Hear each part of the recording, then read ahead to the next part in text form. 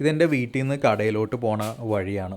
ഈ ഒരു നടത്തത്തിൻ്റെ ഇടയിൽ എത്ര ഡിഫറെൻറ്റ് വെറൈറ്റീസ് ഓഫ് ഫ്രൂട്ട്സും അതിൻ്റെ മരങ്ങളും കാണാൻ പറ്റുമെന്നറിയാം.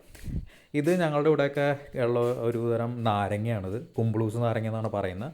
ഒരു വലിയ സൈസ് നാരങ്ങ, അകത്തൊരു റോസ് നിറമായിരിക്കും ഉള്ളത്.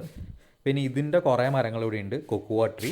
ഇതിൻ്റെ കുരു റോസ്റ്റ് ചെയ്തിട്ടാണ് നമ്മൾ ചോക്ലേറ്റൊക്കെ ഉണ്ടാക്കുന്നത്.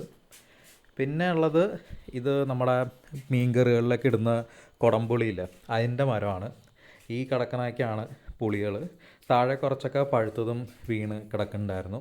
ഇത് ഉണക്കിയെടുത്തിട്ടാണ് നമ്മൾ കുടംപുളി ആക്കണത്. പിന്നെ ചക്ക ഉണ്ട്.